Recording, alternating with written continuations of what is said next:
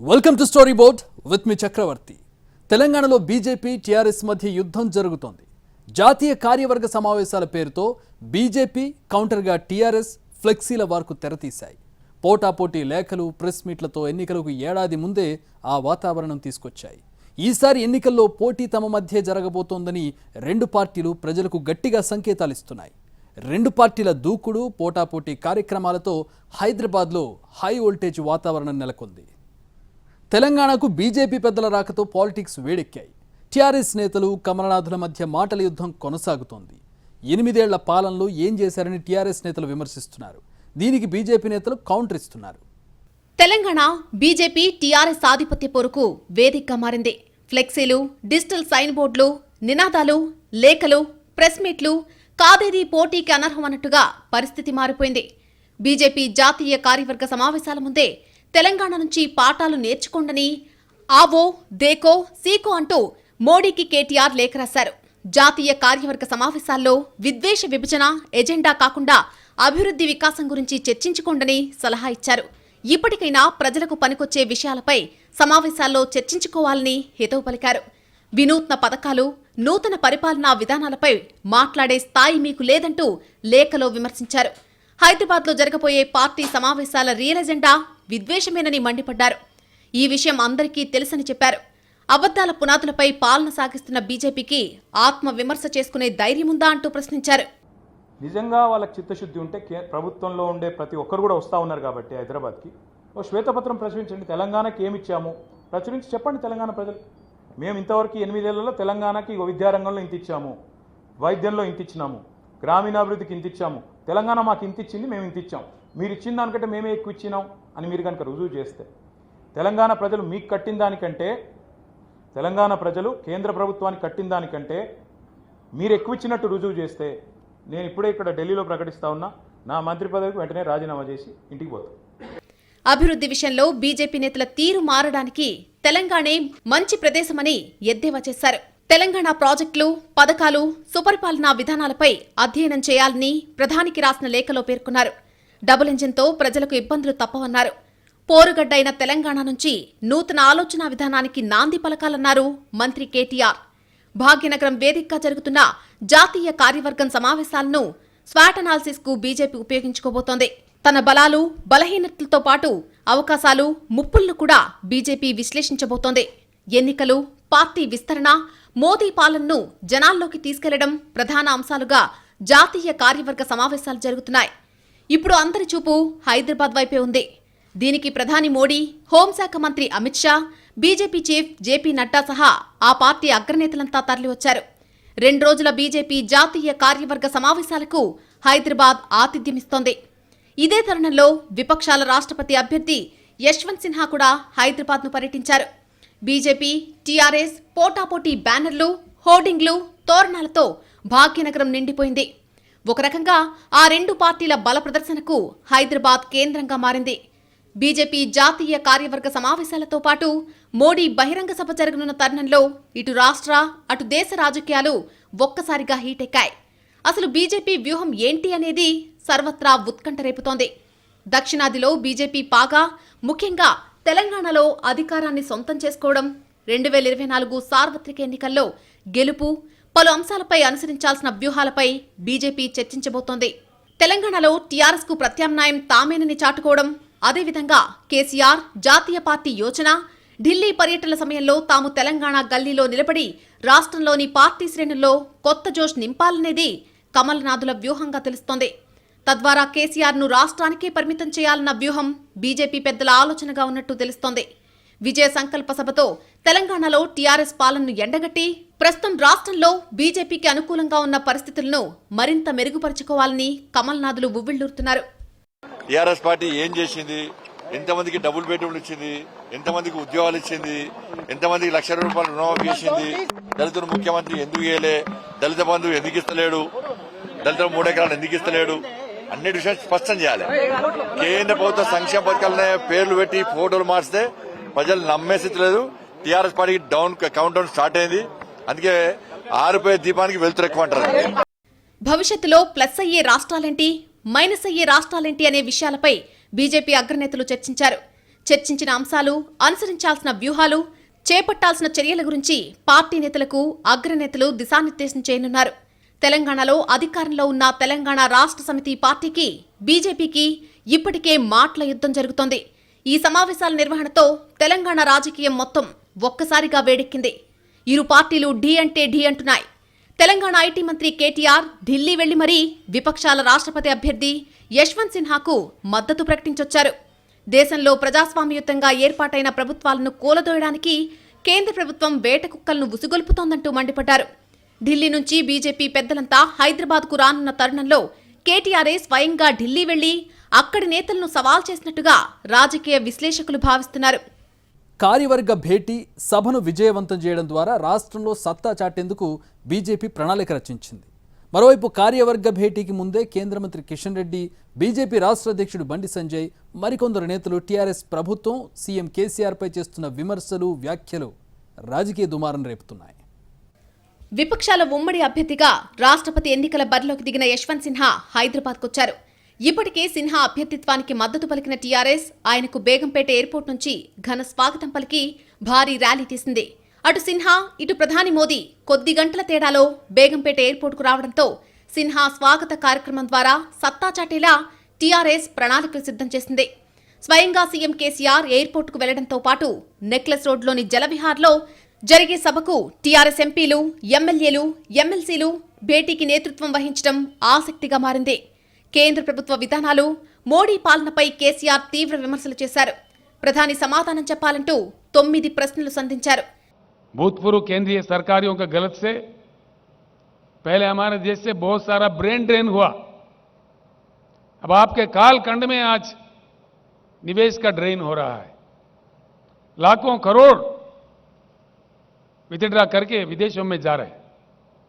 Make in India में लोग नहीं आए, मेक इन इंडिया में कुछ नहीं हुआ. ये तो झूठ था, बिल्कुल झूठ, सफेद झूठ. हुआ ही क्या है? कल के भाषण में बताइए क्या हुआ मेक इन इंडिया में? कुछ आया देश में या कुछ गया?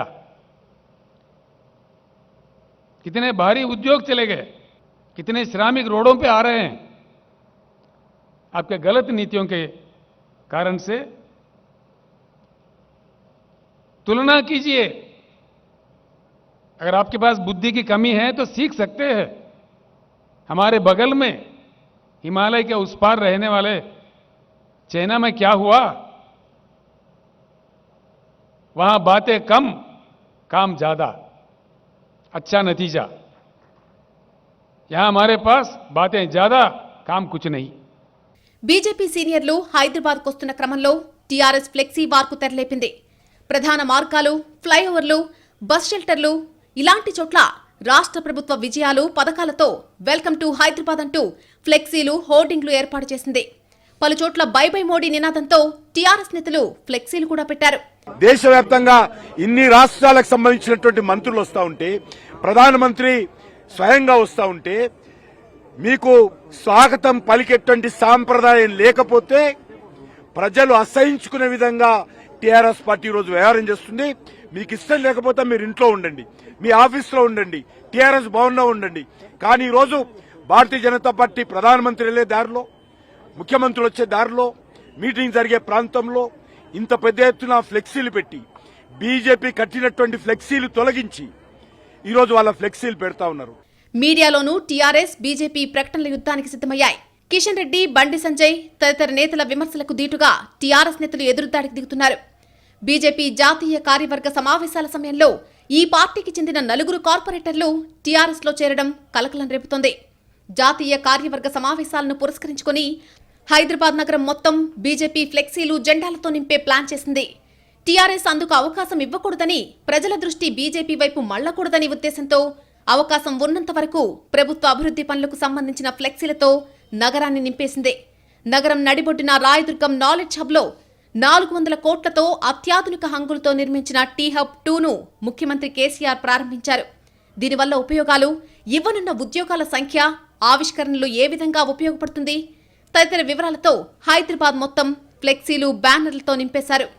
రాజకీయ వ్యూహాలను అల్లడంలో దిట్ట అయిన కేసీఆర్పై టీఆర్ఎస్ శ్రేణులు పెద్ద ఆశలే పెట్టుకున్నారు. ప్రధానమంత్రి బీజేపీ అగ్రనేతలు హాజరైనా సరే సమావేశాల ప్రభావం తెలంగాణపై ఉండకూడదంటే కేసీఆర్ ఒక్కరే దానికి సమర్థులని భావిస్తున్నారు. టీఆర్ఎస్ బీజేపీల మధ్య డిజిటల్ బోర్డు వివాదం చినికి గాలివాన్లా మారుతోంది. సీఎం కేసీఆర్ కు కౌంట్ డౌన్ ప్రారంభమైందని బీజేపీ సాలుదొర సెలవుదొర పేరుతో బీజేపీ కార్యాలయం వద్ద ఒక డిజిటల్ బోర్డుని ఏర్పాటు చేసింది. అంతేకాదు ఒక వెబ్సైట్ ప్రారంభించి కేసీఆర్ ను టార్గెట్ చేస్తోంది. అయితే బీజేపీ డిజిటల్ బోర్డుపై టీఆర్ఎస్ పార్టీ తీవ్ర అభ్యంతరం వ్యక్తం చేయడంతో ఈ వ్యవహారం కాస్త ఇరు పార్టీల మధ్య ఘర్షణకు కారణంగా మారింది. బీజేపీ ఏర్పాటు చేసిన డిజిటల్ బోర్డును తొలగించాలని టీఆర్ఎస్ పార్టీ నేతలు తీవ్ర స్థాయిలో విరుచుకుపడ్డారు. బీజేపీ ఆఫీస్ దగ్గర పెట్టిన సాలుదొర సెలవుదొర బోర్డులు తీసేయాలని మండిపడ్డారు. లేదంటే మోడీ బోర్డులు తెలంగాణ వ్యాప్తంగా పెట్టి చెప్పుల దండలు వేస్తామని హెచ్చరించారు. నేను హెచ్చరిస్తా ఉన్న ఇద్దరిని, రాష్ట్ర ఇన్ఛార్జ్ తరుణ్ చుగ్ని, రాష్ట్ర అధ్యక్షుడు బండి సంజయ్ని. మీ పార్టీ ఆఫీస్ కాడ పెట్టిర్రు, కేసీఆర్ గారికి సంబంధించి ఒక డిజిటల్ బోర్డు పెట్టిర్రు. తక్షణమే దాన్ని తీసేయాలి. ఇవాళ కొన్ని పేపర్లలో కూడా రిపోర్ట్ అయింది. సాలు దొర సెలవు దొర అని చెప్పి మీరు పెట్టినటువంటి ఆ డిజిటల్ బోర్డు ఇమీడియట్గా తీసేయాలి. తీయకపోయినట్లయితే నేను రేపే తెలంగాణ భవన్ కాడ బాయ్ మోడీ అని చెప్పి నరేంద్ర మోడీది డిజిటల్ బోర్డు పెట్టి దానికి చెప్పుల దండేస్తా. నేను ఇవాళ ఆన్ రికార్డు చెప్తా ఉన్నా. మీకు కూడా కౌంట్ డౌన్ స్టార్ట్ అయింది. మీరు ఏదో అనుకుంటున్నారు, ఎగిరెగిరి పడుతున్నారు బిడ్డ. ఇమ్మీడియట్గా ఆ డిజిటల్ బోర్డు తీసేయాలి. తీసేయకపోయినట్టయితే ఖచ్చితంగా మేము కూడా మా పార్టీ ఆఫీస్ కాడ నరేంద్ర మోడీ పెడతాం. పార్టీ ఆఫీస్ కాడనే కాదు, మొత్తం తెలంగాణ వ్యాప్తంగా కూడా పెడతాం. ఇక ఇదే సమయంలో బీజేపీ కార్యాలయం వద్దకు పోలీసులు చేరుకున్నారు. డిజిటల్ బోర్డును తొలగించాలని సూచించారు. అయితే బోర్డు తీసేది లేదని బీజేపీ స్పష్టం చేసింది. తమ కార్యాలయం వద్ద డిజిటల్ బోర్డు ఏర్పాటు చేసుకుంటే టీఆర్ఎస్ పార్టీకి భయం ఎందుకు అంటూ ప్రశ్నిస్తోంది. కల్వకుంట్ల కౌంట్ డౌన్ పేరుతో సాలుదొర సెలవుదొర అంటూ డిజిటల్ బోర్డును ఏర్పాటు చేయడమే కాకుండా బీజేపీ ఏకంగా ఒక వెబ్సైట్ను కూడా రూపొందించి టీఆర్ఎస్ పార్టీపై తీవ్ర స్థాయిలో విరుచుకుపడుతోంది. కేసీఆర్ పాలనకు స్వస్తి పలకడానికి వెబ్సైట్లో రిజిస్టర్ చేసుకోవాలంటూ పేర్లు, ఫోన్ నెంబర్లు, జిల్లా, అసెంబ్లీ నియోజకవర్గం తదితర వివరాలను బీజేపీ సేకరిస్తోంది. అంతేకాదు ఈ వెబ్సైట్లో వివరాలు సమర్పించిన వారి రియల్ టైం సంఖ్యను కూడా ప్రదర్శిస్తోంది. తెలంగాణ రాష్ట్రానికి ప్రధాని మోడీ రాకతో బీజేపీ టీఆర్ఎస్ నేతల మధ్య మాటల తూటాలు పేలుతున్నాయి. ఒకరిపై ఒకరు తీవ్ర విమర్శలు చేసుకుంటూ రాజకీయాలను రసవత్రంగా మారుస్తున్నారు. బీజేపీ జాతీయ కార్యవర్గ సమావేశాలను టార్గెట్ చేస్తూ టీఆర్ఎస్ పార్టీ విమర్శనాస్త్రాలు సంధిస్తుంటే మోడీ రాకతో సీఎం కేసీఆర్ కు భయం పట్టుకుందని, వెన్నులో వణుకు పుడుతోందని కేసీఆర్ ను టార్గెట్ చేస్తున్నారు బీజేపీ నేతలు. బీజేపీ జాతీయ కార్యవర్గ సమావేశాలు ఆ పార్టీకి ప్రతిష్టాత్మకంగా, టీఆర్ఎస్ కు మాత్రం సవాలుగా మారాయి. దీంతో పైచేయి సాధించేందుకు రెండు పార్టీలు విశ్వ ప్రయత్నాలు చేస్తున్నాయి.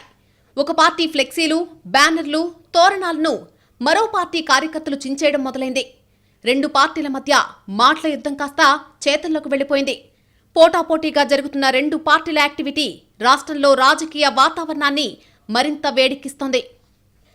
తెలంగాణకు తీరని అన్యాయం చేసిన బీజేపీ నేతలు ఏ ముఖం పెట్టుకుని నగరానికి, రాష్ట్రానికి వచ్చారని టీఆర్ఎస్ నేతలు ప్రశ్నిస్తున్నారు. తెలంగాణ గడ్డ మీద సమావేశం పెట్టుకునే కమల్నాథులు పెండింగ్లో ఉన్న అంశాలపై నిర్దిష్టమైన హామీలివ్వాలని మంత్రి కేటీఆర్ బహిరంగ లేఖ ద్వారా ప్రధాని డిమాండ్ చేశారు. హైదరాబాద్ అంతా కేసీఆర్, నరేంద్ర మోడీ ఫ్లెక్సీలతో నిండిపోయింది.